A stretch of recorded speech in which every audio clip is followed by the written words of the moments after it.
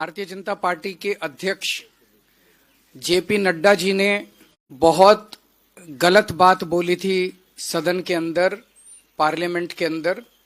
उन्होंने दिल्ली में रहने वाले पूर्वांचली समाज का रोहिंग्या, घुसपैठिए और बांग्लादेशी लोगों के साथ तुलना की थी और कहा था कि भारतीय जनता पार्टी के लोग फॉर्म भर भर के पूर्वांचली समाज के लोगों के नाम कटवा रहे हैं।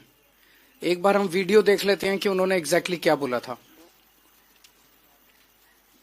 जिन लोगों ने भारतीय जनता पार्टी की तरफ से ऑब्जेक्शन दिया है तो साथ में रीजन भी दिया है, और वो चाहे पूर्वांचल हो, चाहे रोहिंग्या हो, चाहे बांग्लादेशी हो, चाहे घुसपैठिया हो, वो सब उसमें आते हैं। इन्होंने कहा कहीं ऐसा तो नहीं जिनके नाम काटे जा रहे हैं वो रोहिंग्या हैं। हमारे उत्तर प्रदेश के भाई, हमारे पूर्वांचल के भाई, हमारे यूपी बिहार के भाई जो 40-40 साल से दिल्ली में रह रहे हैं, अपने श्रम, अपने खून पसीने से दिल्ली को बना रहे हैं, आप उनको रोहिंग्या करें,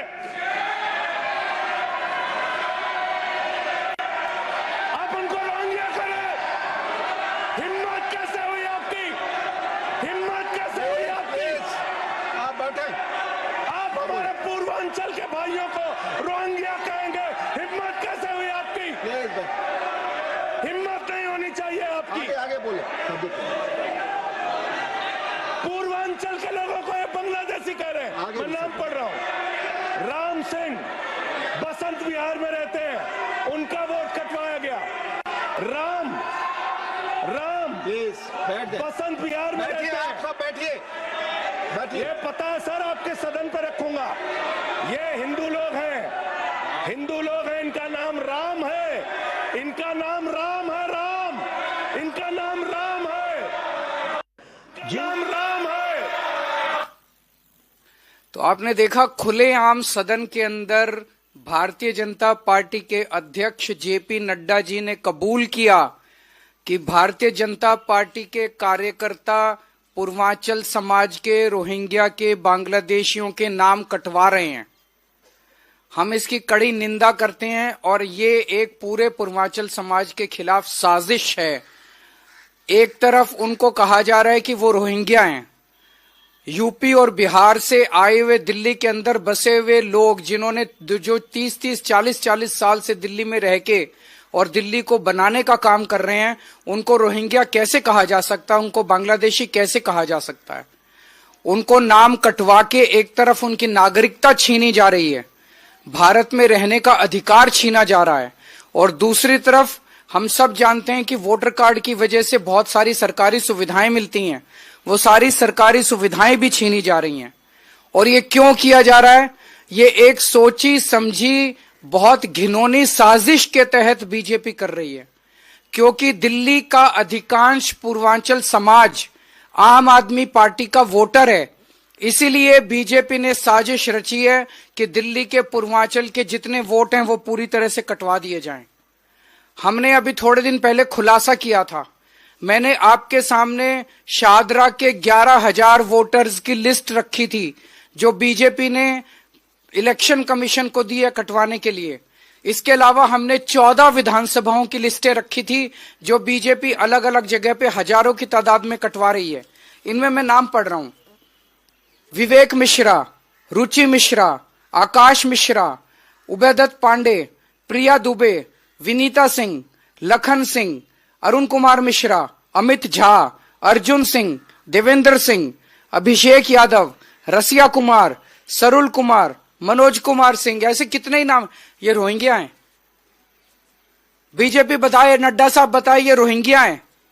ये सारे पूर्वांचल समाज के उत्तर प्रदेश और बिहार से आए हुए हमारे भाई हैं जिन्होंने दिल्ली के अंदर पिछले 30-30, 40-40 साल से रह रहे हैं।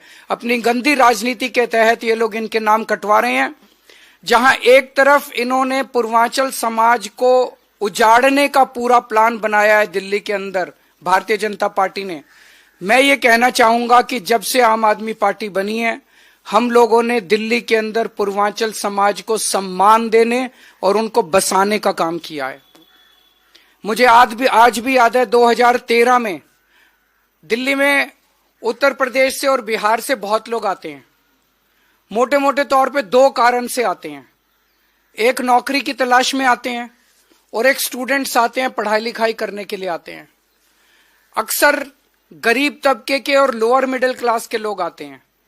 जब वो दिल्ली आते हैं उनके पास पैसा नहीं होता, गरीब होते हैं, दिल्ली में किराए बहुत ज्यादा हैं, इस वजह से वो रेगुलराइज्ड कॉलोनीज के अंदर, बड़ी बड़ी कॉलोनीज के अंदर किराए पे मकान नहीं ले सकते, तो वो कच्ची कॉलोनियों में जाते हैं और कच्ची कॉलोनी में या तो कोई घर खरीद लेते हैं या वहां पे किराए पे रहते हैं, क्योंकि वहां पे सस्ता है।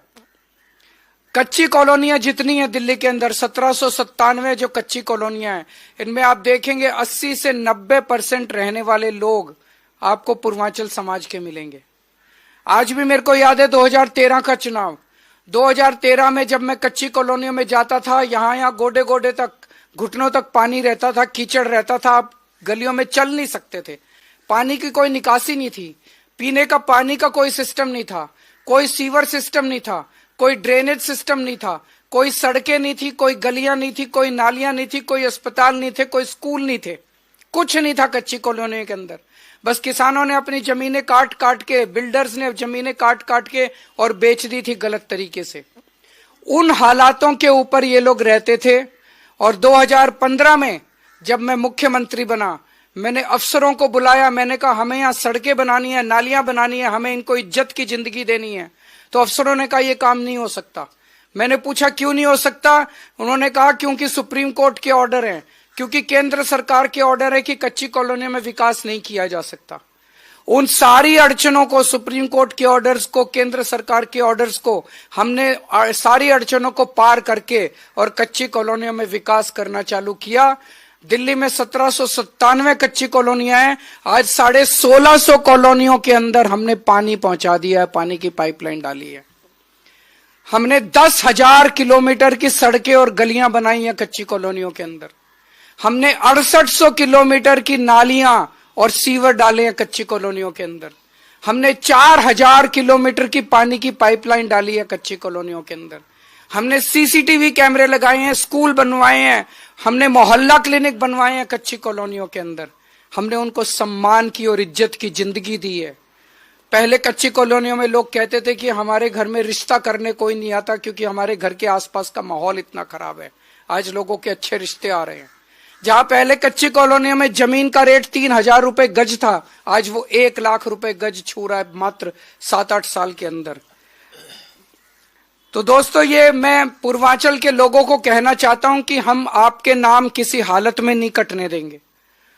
आपको सम्मान दिया है हमने, आपको सम्मान की जिंदगी देंगे। लेकिन एक चीज ध्यान रखना, कोई बीजेपी वाला अगर आपके घर आए उसको अपना नाम मत बताना, उसको अपनी डिटेल्स मत बताना, अपना वोटर कार्ड मत दिखाना, किसी बीजेपी वाले के साथ संपर्क मत रखना। कोई भी बीजेपी वाला आएगा, वो हो सकता है आपके नाम कटवाने के लिए आपसे आपका नाम और वोटर कार्ड डिटेल मांग रहा है, और नाम चेक करते रहना।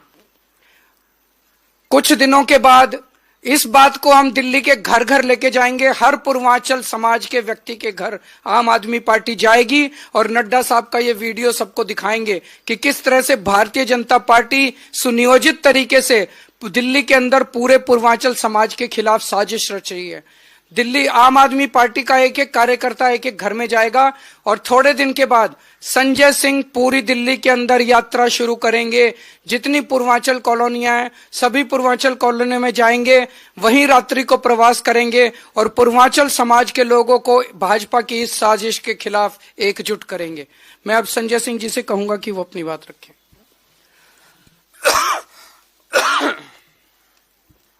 सभी पत्रकार बंधुओं को नमस्कार। आदरणीय अरविंद केजरीवाल जी ने अभी विस्तार से सारी घटना के बारे में बताया। मैं उस समय सदन में मौजूद था जब हमारे पूर्वांचल के भाइयों का अपमान किया गया, उनको रोहिंग्या कहा गया, उनको बांग्लादेशी कहा गया, उनको घुसपैठिया कहा गया। हम अपने ही देश में घुसपैठिया हो गए।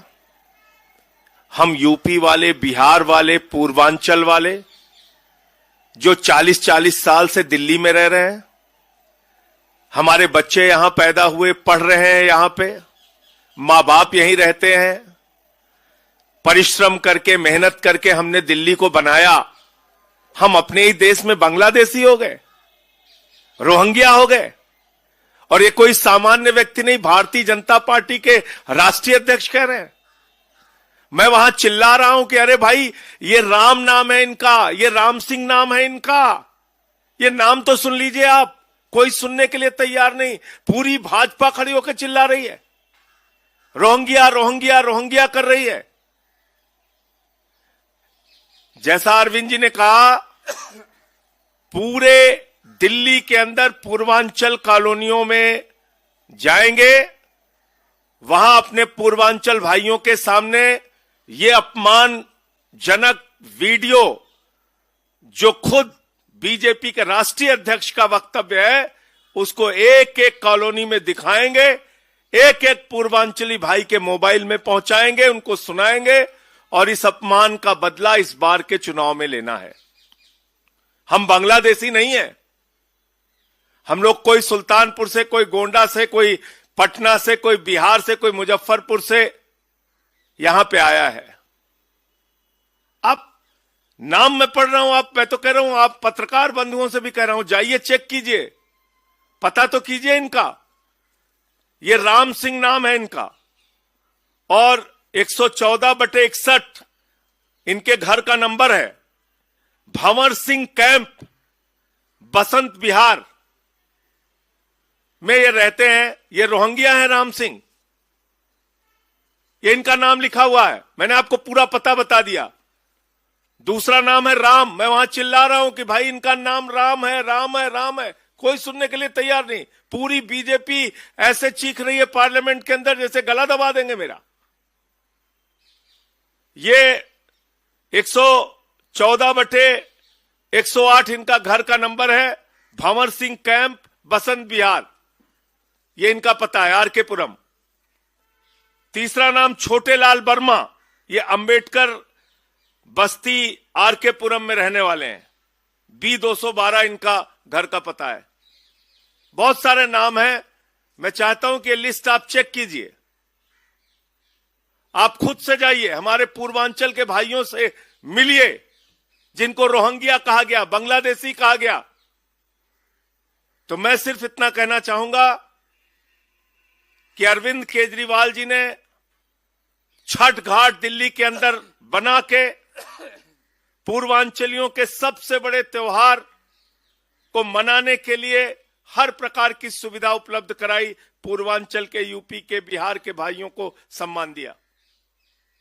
विधानसभा के टिकट में 1-2 टिकट हम लोगों को मिलता था 2013 के पहले, 1-2 टिकट, बड़ी मुश्किल से। सबसे ज्यादा टिकट देने का काम, मंत्री बनाने का काम, सांसद बनाने का काम अरविंद केजरीवाल जी ने किया। पूर्वांचल के, यूपी के, बिहार के भाइयों को सबसे ज्यादा टिकट देने का काम, सांसद, विधायक, मंत्री बनाने का काम अरविंद केजरीवाल जी ने किया। और आज उनकी पार्टी जब पूर्वांचल के लोगों का वोट बचाने के लिए कोशिश कर रही है, तो उनको रोहिंग्या कहा जा रहा है, बांग्लादेशी कहा जा रहा है। तो इसलिए ये यात्रा बहुत व्यापक तौर पे पूरे दिल्ली में चलाई जाएगी, और एक एक घर में, एक एक पूर्वांचल भाई के पास, यूपी बिहार के लोगों तक अपना संदेश हम लोग पहुंचाएंगे। अवध हो जाए।